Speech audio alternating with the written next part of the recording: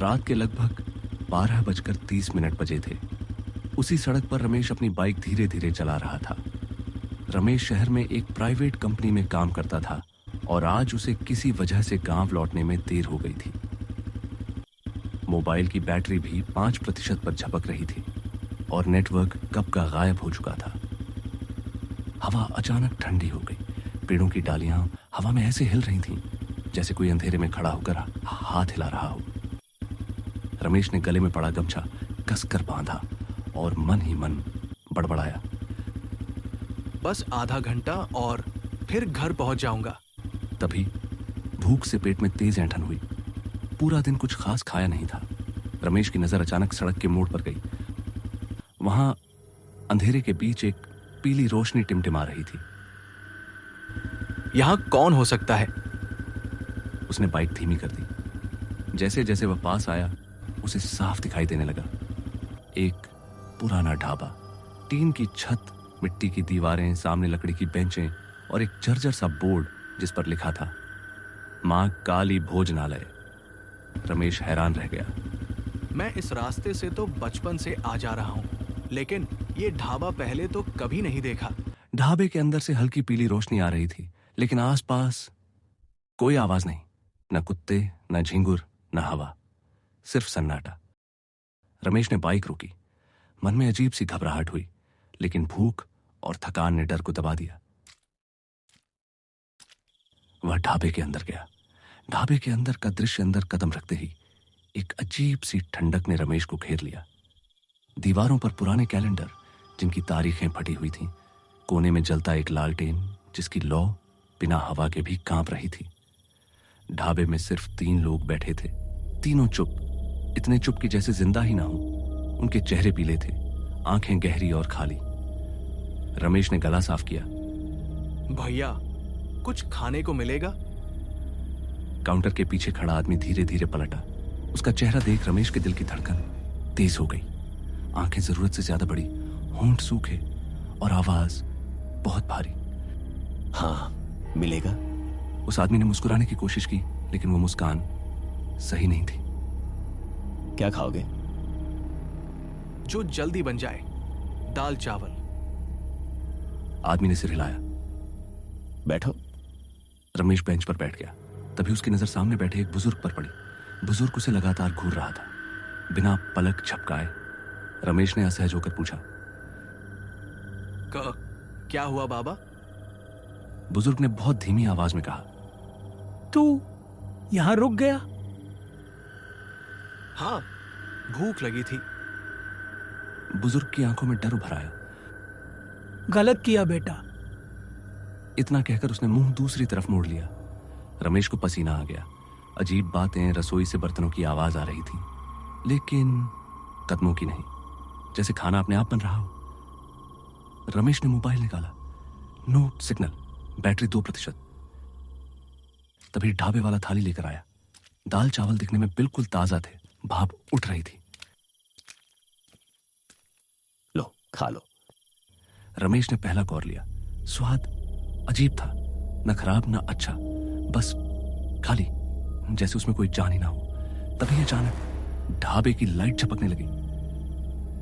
लालटेन की लौ लंबी होकर दीवारों पर अजीब परछाइयां बनाने लगी। एक पल को रमेश को लगा परछाइयां हिल रही हैं। उसने जल्दी से खाना खत्म किया। भैया कितना हुआ? ढाबे वाला बोला, यहां पैसे नहीं लगते। मतलब? जो यहां आता है वो कुछ और देकर जाता है। रमेश की रीढ़ में सिहरन दौड़ गई। क्या? तभी बाहर से हवा का तेज झोंका आया और ढाबे का दरवाजा धड़ाम से बंद हो गया। अंदर बैठे तीनों लोग एक साथ उठ खड़े हुए। उनकी आंखें अब लाल थीं। बुजुर्ग ने कांपती आवाज में कहा, रात हो चुकी है, अब वापस जाना मुश्किल है। ढाबे वाला धीरे धीरे रमेश की ओर बढ़ा। उसकी परछाई दीवार पर उससे कहीं ज्यादा बड़ी दिख रही थी। मां काली का ढाबा है ये, और यहां हर रात कोई ना कोई मेहमान रुक ही जाता है। रमेश का दम घुटने लगा। दरवाजा बंद, मोबाइल बंद, चारों ओर अंधेरा और अजीब लोग। उसने कांपते हुए पूछा, ये सब क्या है? ढाबे वाला मुस्कुराया। सच जानना है? तभी ढाबे के पीछे से किसी के चीखने की आवाज आई। रमेश की आंखें डर से फैल गईं और उसी पल लालटेन बुझ गई।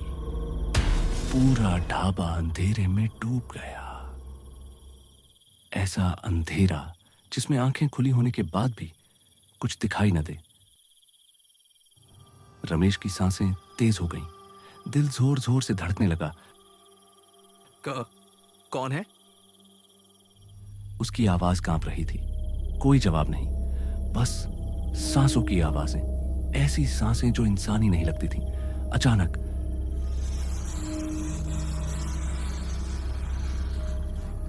लकड़ी की जमीन पर किसी के नाखून खिसकने की आवाज आई।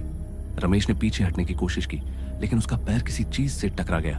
उसने नीचे देखा, वो एक इंसानी हाथ था, ठंडा, बिल्कुल बर्फ जैसा।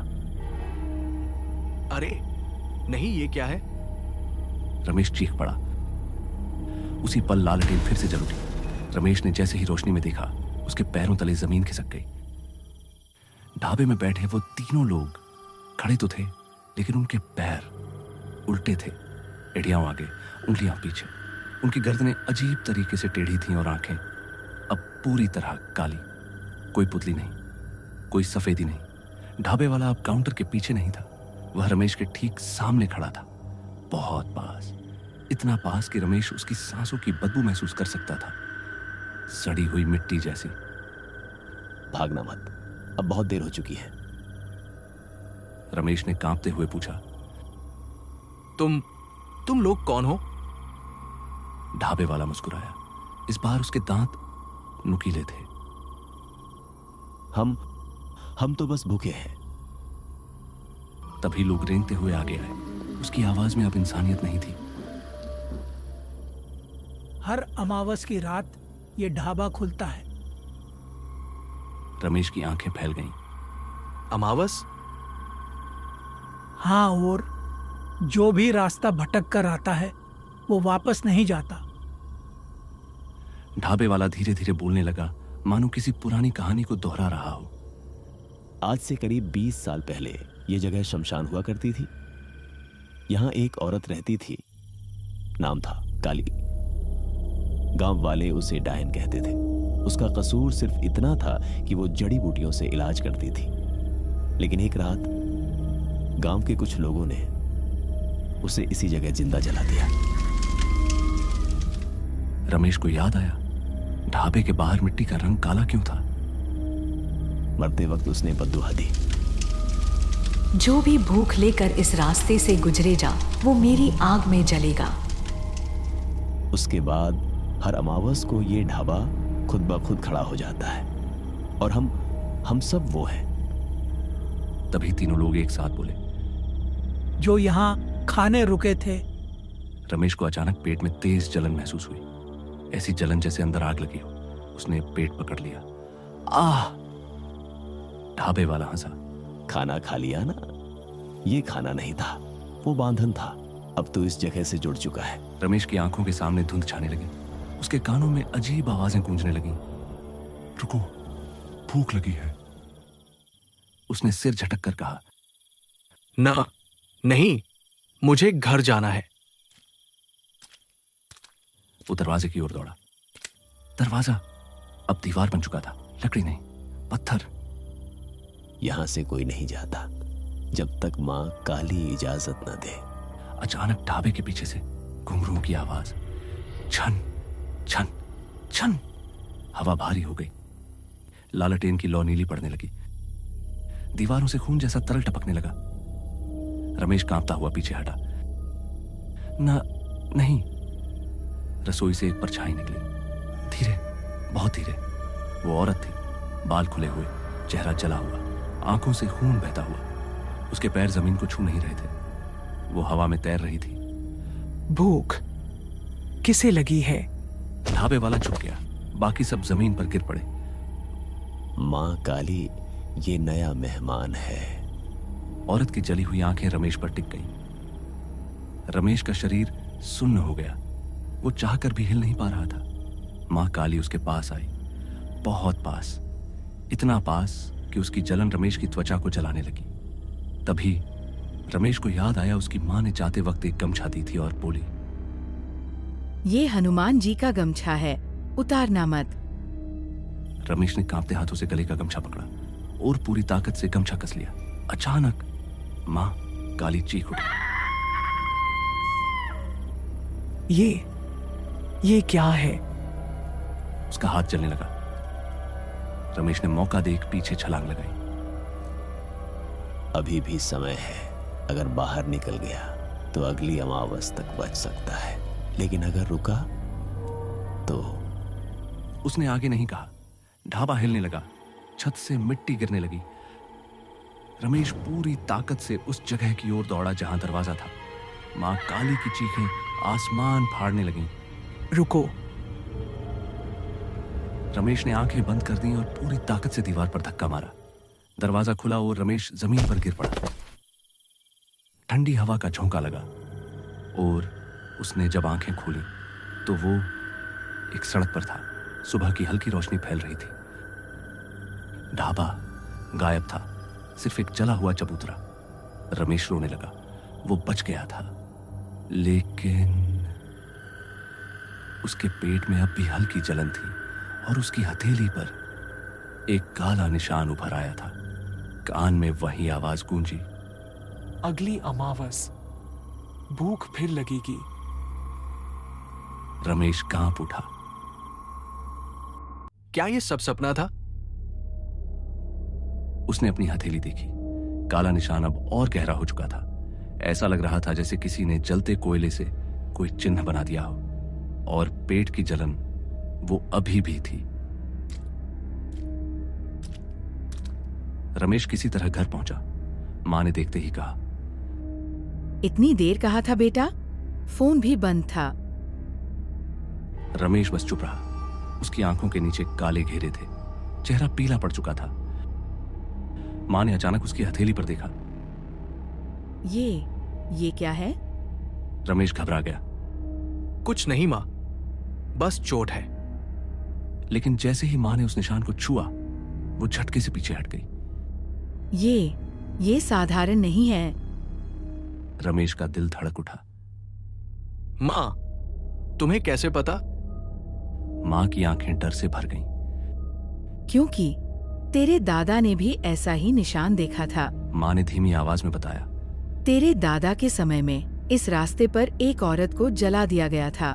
गांव वालों ने उसे डायन कहा, लेकिन असल में वो निर्दोष थी। तेरे दादा भी उस भीड़ में थे। रमेश के पैरों तले जमीन खिसक गई। क्या? उन्होंने बाद में पछतावा किया, लेकिन तब तक देर हो चुकी थी। मरते समय उस औरत ने श्राप दिया था, जिस जिसके खून में उस गांव वाले की रग होगी, वो मेरी आग से नहीं बचेगा। रमेश की सांसें रुकने लगीं। मतलब ये सब मेरे परिवार से जुड़ा है? मां ने सिर झुका लिया। दिन बीतते गए। जैसे जैसे अगली अमावस करीब आती गई, रमेश की हालत बिगड़ती गई। रात को उसे वही ढाबा सपनों में दिखता, वही लालटेन, वही जली हुई औरत और एक आवाज, भूख किसे लगी है? अमावस की रात फिर आ गई। आसमान बिल्कुल काला था। हवा में अजीब सी गर्मी थी। रमेश का शरीर खुद ब खुद कांपने लगा। उसकी हथेली का निशान जलने लगा। नहीं, ये मुझे क्या हो रहा है? मैं फिर वहां नहीं जाऊंगा। लेकिन उसके पैर अपने आप उठ खड़े हुए, जैसे कोई अदृश्य ताकत उसे खींच रही हो। वो घर से बाहर निकल गया।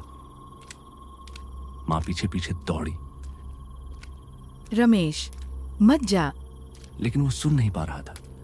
उसके कानों में सिर्फ एक आवाज गूंज रही थी, आजा। ढाबा फिर से खड़ा था। सड़क के मोड़ पर वही पीली रोशनी, वही ढाबा, वही बोर्ड, मां काली भोजनालय।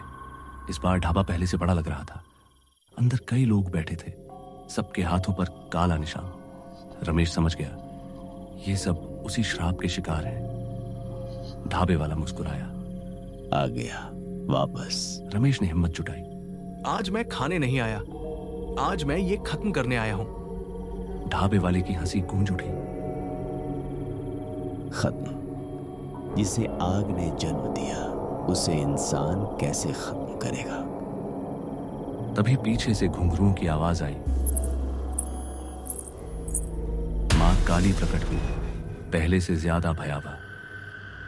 खून का कर्ज आज पूरा होगा। रमेश के दिमाग में अचानक दादा की बात गूंजी। गलती की थी, किसी दिन कोई हमारा वंशज इसे ठीक करेगा। रमेश ने चारों ओर देखा।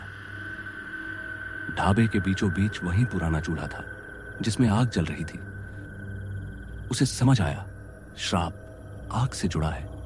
अगर वही आग बुझा दी जाए तो शायद श्राप खत्म हो सकता है। मां काली उसकी ओर बढ़ी। उसकी आंखें बिल्कुल खाली थीं। रमेश ने पूरी ताकत से दौड़ लगाई। ढाबे वाला और बाकी लोग उसे पकड़ने दौड़े, लेकिन इस बार रमेश नहीं रुका। वो सीधे चूल्हे तक पहुंचा, पास रखी पानी की बड़ी मटकी उठाई और पूरी ताकत से आग पर उंडेल दी। तेज धुआं उठा। मां काली चीख उठी। नहीं। ढाबा हिलने लगा, दीवारें दरकने लगीं। एक एक करके सब लोग धुएं में बदलने लगे। ढाबे वाला राख बन गया। मां काली की आकृति आग की लपटों में तड़पने लगी। रमेश ने चिल्लाकर कहा, जिसे तुमने श्राप दिया वो आज खत्म होता है। और सब शांत हो गया। सुबह रमेश सड़क किनारे पड़ा था। सूरज निकल चुका था। सामने फिर वहीं जला हुआ चबूतरा, लेकिन इस बार वो भी धीरे धीरे धूल में बदल रहा था। उसने अपनी हथेली देखी, काला निशान गायब था। पेट की जलन भी खत्म। रमेश मुस्कुराया। अब सब खत्म हो गया। वो घर लौट गया। गांव में उस रास्ते पर अब कोई ढाबा नहीं दिखता। लोग कहते हैं उस जगह अब शांति है, लेकिन कभी कभी अमावस की रात अगर कोई ध्यान से सुने तो हवा में बहुत धीमी सी आवाज गूंजती है। भूख किसे लगी है? और सड़क के मोड़ पर एक पल के लिए पीली रोशनी टिमटिमा जाती है, फिर सब अंधेरा।